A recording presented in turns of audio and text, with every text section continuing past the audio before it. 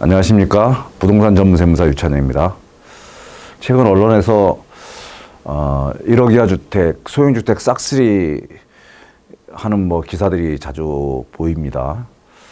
1억 이하 주택을 사면 취득세도 중과세 안 되고 양도소득세도 중과세 안 되고, 그래서 그걸 사가지고 단기 양도하더라도 세금이 이익이 많이 난다.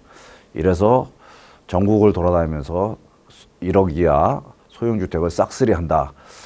이런 내용인데요. 자, 과연 그런 것인지, 또 만약에 그렇다면 어떤 걸 주의해야 되는지, 이런 것들에 대해서 좀 자세히 알아보도록 하겠습니다. 우선 첫 번째로 양도소득세에 관련된 것부터 먼저 한번 보겠습니다.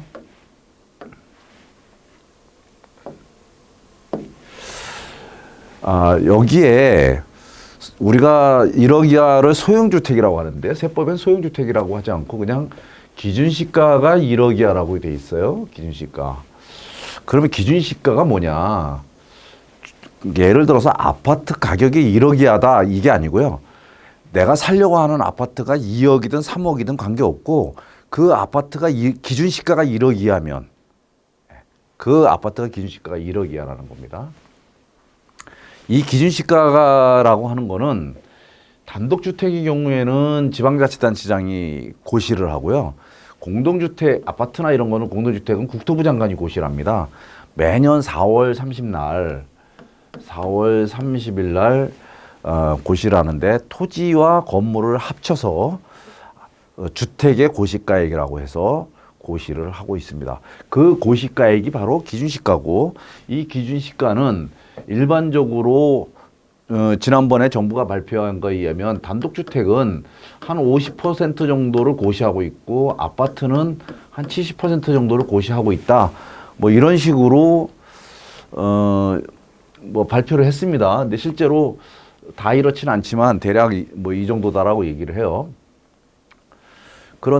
그래서 사실 단독주택 같은 경우에는 기준시가 1억이 하면 시가로는 2억 또는 3억 이 정도 된다고 봐야 되겠죠. 아파트 같은 경우에는 70%니까 1억 한 3천, 4천 이 정도 되면 기준시가 1억 이하가 될 겁니다. 그런데 정부가 이렇게 고시를 하는데 어떤 건 고시가 안 된 주택들이 있어요. 예를 들어 가지고 얼마 전까지만 해도 송파의 헬로시티 같은 경우에 완공은 됐는데 조합이 이 사업에 대한 결산이 마무리가 안 돼서 등기가 안 되는 경우가 있습니다. 조합이 해체가 안 돼 가지고. 그러면 등기가 안 되는 기간이 한두 달이 아니라 몇 년씩 걸리다 보니 몇 년 동안 등기가 안 됩니다. 그러면 아파트를 고시할 수가 없는데요. 그렇게 고시하지 않은 아파트, 이런 경우에는 그렇다고 세금을 안 매길 수는 없잖아요. 종부세도 고시가액 가지고 과세하는 것이고, 그다음에 주택임대사업도 주택임대소득도 고시가액 가지고 계산하고요. 이러기 때문에, 그래서 이 고시가액이 없으면 과세를 안 하는 것이 아니라 관할세무서장, 주소지 관할세무서장이 인근에 유사한 부동산을 비교해서 평가를 해줍니다. 그래서 우리 아파트는 아무리 고시가액을 봐도 고시가액이 없다, 고시가 안 됐다 그러면 관할세무서 가셔서 세무서장님한테 이거를 알려달라고 하시면 알려줄 겁니다. 그런데 유의할 것이 있어요. 이용을 잘하면 또 좋을 수도 있는 그런 부분입니다. 뭐냐면 겸용주택이에요. 이 겸용주택의 경우에는 이 주택 부분하고 그다음에 주택 이해 부분, 이걸 상가라고 하는데요. 주택이 크면, 이러면 이거 전체를 주택으로 봐요. 전체를 주택으로 봅니다. 그런데 이게 작거나 같으면, 그러면 주택 부분만 주택으로 봐요. 주택 부분만. 주택으로요. 예를 들어서 이렇게 3층이 있는데 요 2개 층이 주택이에요. 그리고 요거 상가예요. 그러면 이 전체를 주택으로 봐요. 그렇다는 얘기는 여기서 기준시가 1억이라고 하는 거는 이 부동산 전체의 기준시가가 1억 이하인 경우에 기준으로 삼는다는 거예요. 그런데 만약에 이렇게 3층짜리에 여기 2층이 상가하고 1층이 주택이다. 그러면 요 부분이 주택이에요. 요 부분만 주택이에요. 그럴 때는 요 부분에 대한 가액이 1억이 안 되면 소형주택에 해당이 되는 겁니다. 아무리 기준시가가 1억 이하인 주택이라 할지라도 그 주택이 지금 재개발, 재건축으로 고시되어 있는 주택이라면 그거는 세법에서 정하는 여러 가지 혜택들을 받을 수 없는 소형주택에 해당됩니다. 자, 사례를 들어서 한번 보겠습니다. 그러면 소형주택을 갖고 있을 때에 어떤 혜택을 주느냐? 예를 들어서 소형주택과 소형주택이 아닌 일반 주택을 두 채를 갖고 있는 상태에서 내가 소형주택을 처분한다. 소형주택을 양도한다고 했을 때 상황별로 한번 어떤 결과가 나는지 한번 보겠습니다. 만약에 이 소형주택을 파는데 이 소형주택 조정지역 밖에 있다면 뭐 중과세를 할 이유가 없죠. 이게 소형주택이든 아니든 중과세가 안 됩니다. 조정지역 밖에 있는 주택을 팔 때는요. 그런데 소형주택이 조정지역 내에 있다면 그러면 그 소형주택을 팔 때는 중과세가 되는 것이 원칙이겠죠. 그런데 이 소형주택이 좋은 이유는 이 소형주택을 포함해서 주택을 두 채 갖고 있는 사람이 그때 소형주택을 처분할 때 그러면 두 주택자니까 두 주택자가 조정지역 내에 있는 주택을 처분하면 중과세 되겠죠. 그런데 그게 처분하는 주택이 소형주택이라면 중과세하지 않는다는 거예요. 이렇게 한번 보겠습니다. 내가 지금 일반 주택과 소형주택을 갖고 있는데 한 채씩 요 소형주택을 처분해요. 그러지만 요게 2주택자지만 중과세가 안 된다는 거예요. 그런데 소형주택을 포함해서 주택이 3채 이상인 경우에 그때 소형주택을 판다면 그때는 중과세 한다는 거예요. 비과세가 안 됩니다. 그러니까 보세요. 소형주택이 한 채가 있고 두 채가 있고 일반 주택이 하나가 있어요. 그럼 집이 3채죠. 3채인데 그중에 소형주택의 조정지역 내에 있는 소형주택을 팔라 그래요. 그럼 이걸 팔게 되면 위에서는 중과세가 안 됐지만 여기서는 중과세가 됩니다. 할증과세가 된다는 거예요. 그래서 이 소형주택의 경우에는 소형주택을 팔 때 그 소형주택이 중과세가 안 되려면 소형주택 이외에 다른 주택이 한 채가 있어야 됩니다. 두 채가 있으면 안 돼요. 즉 2주택 상태일 때 소형주택을 처분하면 그 중과세가 안 된다는 겁니다. 그러나 2주택이 아니라 3주택 이상인 경우에는 중과세가 된다는 거죠. 주의하셔야 됩니다. 그런데 이 주택이 일반 주택이 아니라 지금 입주권하고 분양권은 지금 주택과 동일하게 보고 있습니다. 다른 쪽에서. 양도소득세에서는. 그런데 소형주택에서도 마찬가지로 입주권과 분양권은 주택으로 보기 때문에 입주권과 분양권이 한 개 있을 경우에 이게 두 개 있으면 안 됩니다.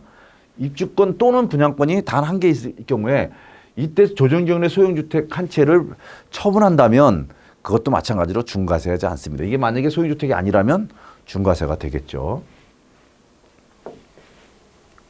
그런데 일반 주택하고 소형주택이 있는 상태에서 소형주택이 아니라 일반 주택을 처분하면 어떻게 될까? 일반 주택을 처분하면 어떻게 될까 하는 건데요. 자, 우리가 소형주택을 여기서 과세 특례를 주는 것은 두 주택일 때 2주택자가 소형주택을 처분할 때 처분 시 그 중과세를 배제하는 거예요.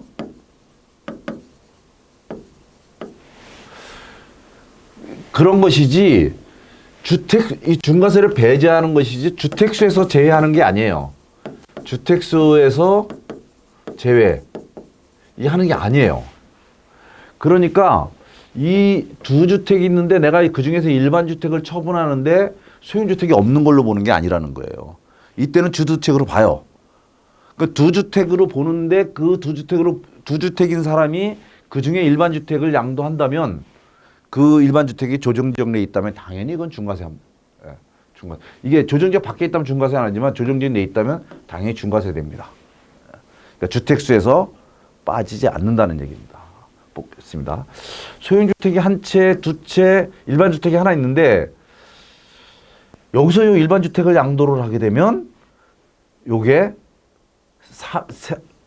3주택 그 양도가 돼요. 그 3주택 양도면 지금 20% 할증이죠. 6월 1일부터는 30% 할증으로 이렇게 늘어납니다. 이건 왜 그러냐면 아까 2주택일 때는 2주택일 때는 소형주택 그래 2주택일 때도 이게 중과세가 되는 거죠. 일반 주택을 팔면 그렇습니다. 그래서 이 소형주택은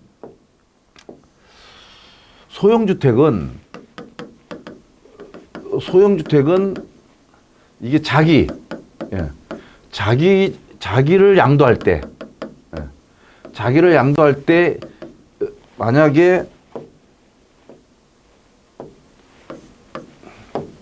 2주택이라면 중과세 안 하고요. 그러나 3주택 이상이면 이건 중과세에 해당된다는 거예요. 그런데 자기가 양도 아니라 다른 주택 양도.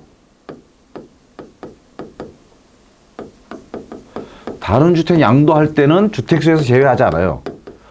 주택수에 포함한다.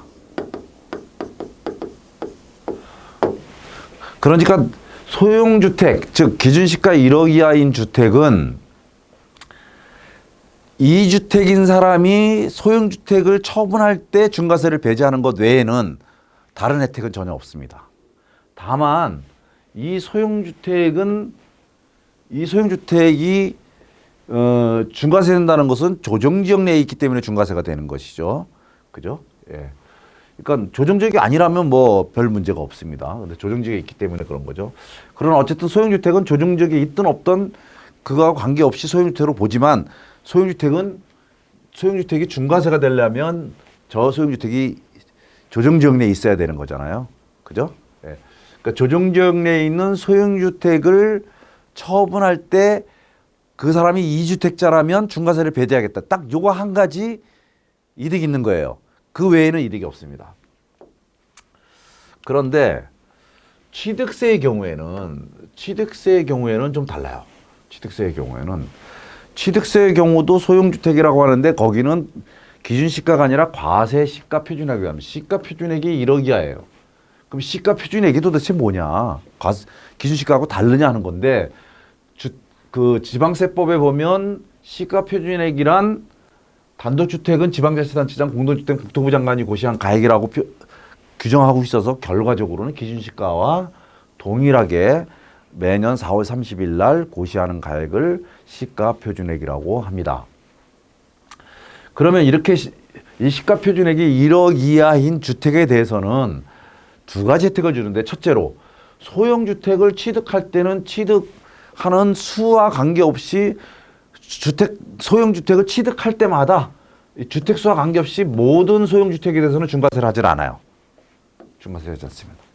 뿐만 아니라 내가 소형주택이 아무리 많아도 일반 주택을 취득할 때는 소형주택은 없는 것으로 봅니다. 주택수에 포함하질 않아요. 한번 볼게요. 내가 일반 주택이 하나가 있고 두 개가 있고 세 번째 내가 소형주택을 취득하려고 그래요. 그러면 취득세는 이 취득하는 주택을 포함해서 이게 몇 번째 주택이냐를 가지고 중과세 여부를 따집니다. 이게 조정지역이라면 하나, 둘, 조정지역 내 세 번째 주택을 취득하는 것이기 때문에 이건 원래 12%로 중과돼야 되는데 이것이 소형주택이기 때문에 이 중과를 하질 않아요. 그냥 일반과세를 합니다. 일반과세는 6억 이하는 주택은 1%예요. 그러니까 어마어마하게 낮은 거죠. 예. 뿐만 아니라 내가 소형주택 한 채 있고 일반주택이 하나 있는데 일반주택을 취득하려고 그래요. 그러면 일반주택을 취득한다면 한 채, 두 채, 세 채니까 이게 조정지역 내 주택이라면 결국 이것도 12%를 적용받아야 되는데 이때 소형주택은 주택수에 포함하지 않게 되므로 이거는 이건 3주택, 3주택 취득이 아니라 2주택 취득이 되는 거예요. 2주택 취득이 돼서 12%가 아니라 8%를 적용받는다 그 얘기입니다. 그래서 이 소형주택, 즉 기준시가 시가표준의 1억 이하의 주택을 취득을 하게 되면 양도세에서는 그 자기를 처분할 때 처분 시 2주택자라면 중과세 배제한다. 딱 요거 하나밖에는 혜택이 없는데 취득세에서는 이게 자기를 취득할 때도 중과세 안 하고 그 다음에 다른 주택 취득할 때도 주택세 포함하지 않는다. 그러니까 양도세보다는 엄청나게 많은 혜택을 주는 겁니다. 그래서 이 소형주택을 지금 뭐 싹쓸이 하신다고 하는데 취득세는 중과세 되지 않아서 1%의 아주 낮은 취득세를 내고 취득을 하니까 부담이 없을 건데요. 양도소득세는 유일하게 이런 경우에만 중과세하지 않고 다른 경우는 다 중과세하며 다른 주택을 팔 때도 다 주택수에 포함되기 때문에 그런 것들을 잘 유의하셔서 소형주택을 취득하거나 투자를 하시는 데 도움이 되었으면 좋겠습니다. 감사합니다.